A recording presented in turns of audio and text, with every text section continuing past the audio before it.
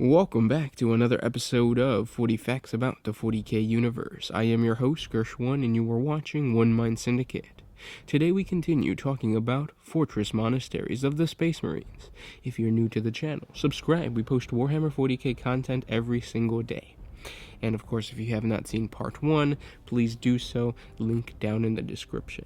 But with that said, let's get into 40 facts on the Fortress Monastery.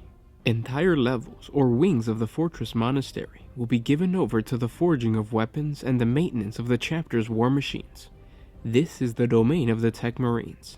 As secretive as their Adeptus Mechanicus brothers, they work with rituals and prayers behind sealed doors, coaxing machine spirits to life or constructing new ordnance for their battle brothers. While a chapter receives the bulk of its ammunition, small arms, and armored fighting vehicles from the forge worlds of the Imperium, producing the finest weapons for its greatest warriors.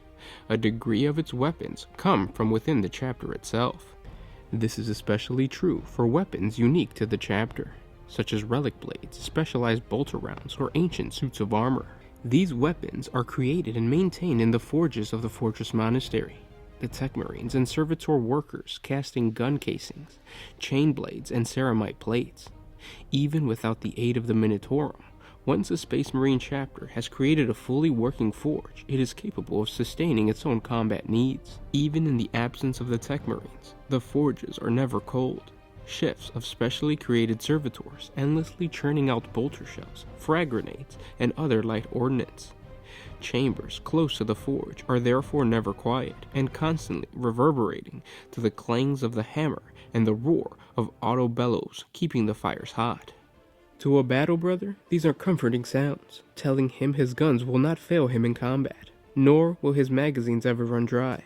To house the war material of the chapter, huge shielded silos are built into its central recess, protected from attack by meters of adamantium, ferrocrete, null shields to dampen energy weapons, and reactive blast doors. They are always piled high with crates of shells, round, and missiles. Racks of bolter guns, melta guns, and heavier weapons line the wall, each one wrapped in the purity seal of the master of the forge, attesting to its blessed craftsmanship. Connecting these silos to the rest of the fortress, a network of shell-hoisted and ammo conveyors ringed around the center chamber. Legless, sightless servitors hang suspended over the moving platforms and belts, their fingers sorting rounds and shells by the size and shape. Thus, from ammo shrines throughout the monastery, a battle brother can reload his bolter, or summon a weapon with which to fight any would-be invader. Next to the forges and armories, the Apothecarion is amongst the most well-defended part of the Fortress Monastery. This is where the apothecaries safeguard the chapter's genetic heritage and tend to its injured Space Marines. It is rare for a Space Marine to suffer lingering damage from combat. Most wounds are not strong enough to kill a battle brother, either healing quickly or being overcome by auxiliary organs, internal vascular control, or metabolic cyclings.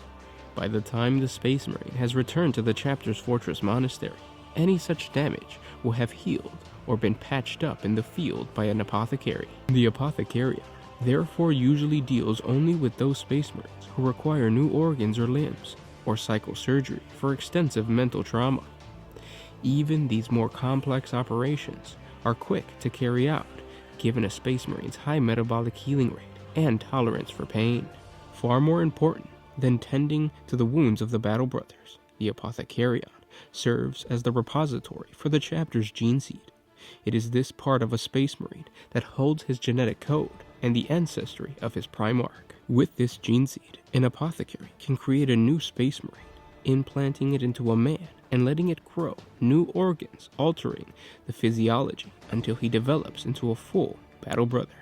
The gene seed of a chapter represents both its past and its future, holding the DNA of their greatest heroes, as well as the potential of future generations of Space Marine. To protect the gene seed from interference or loss, they are usually kept in spiraling stairwells, long cylindrical vaults lined with hundreds of sealed stasis caskets, each one holding a single shielded vial containing the progenioid gland and its glistening embryonic fluid. Only the chapter master and the chief apothecary are allowed access to the stairwell.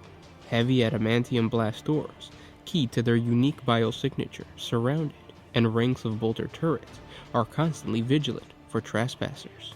It is the responsibility of the apothecaries not just to keep and maintain the gene seed, but also to ensure its purity. Many chapters have fallen from the light of the God Emperor by allowing corruption and mutation to creep into its gene seed, resulting in insanity and aberration among their battle brothers. The pristine white chambers of the Apothecarion are where this work is done, and the biological discoveries of the apothecaries recorded.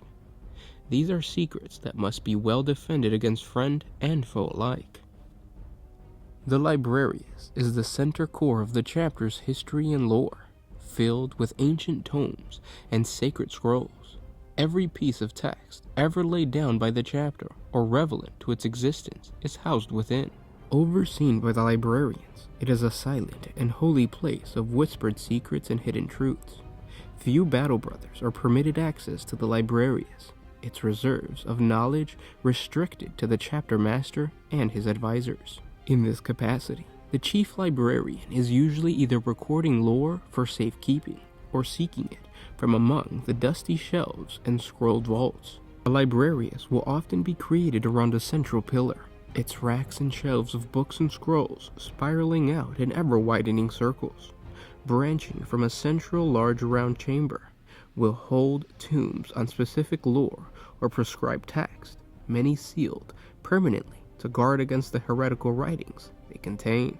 On a web of gantries, lexicanum librarians catalog and order the books, assisted by chapter serfs, the latter often blinded lest their gaze fall upon a forbidden word or dark illumination, so really they're just pointless. The disposition of lore within the Librarius varies from chapter to chapter, each placing varied degrees of importance on different texts, or having more or fewer relics in their possession.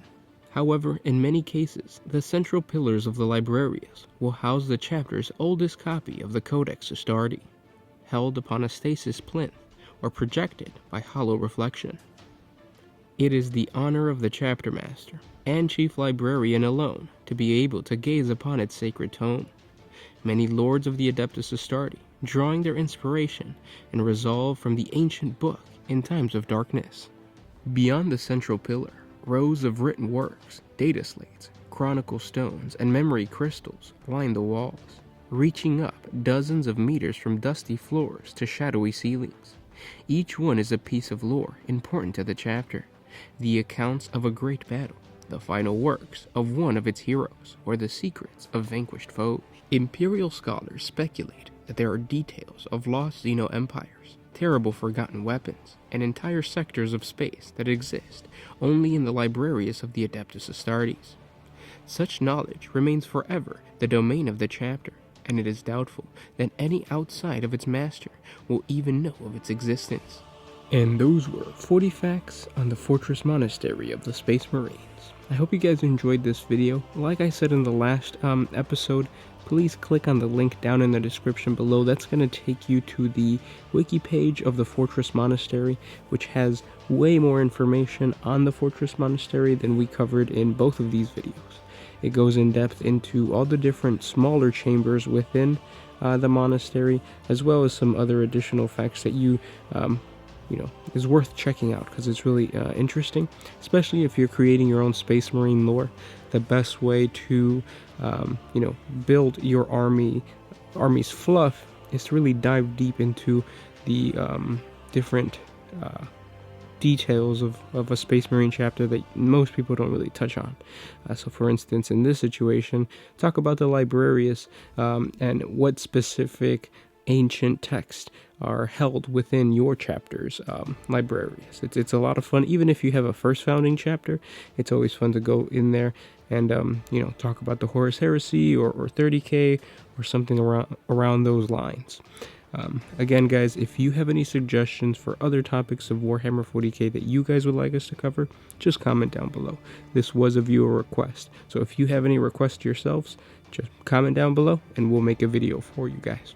If you guys like what we do, support us by sharing this with your friends or hitting the like button and subscribing.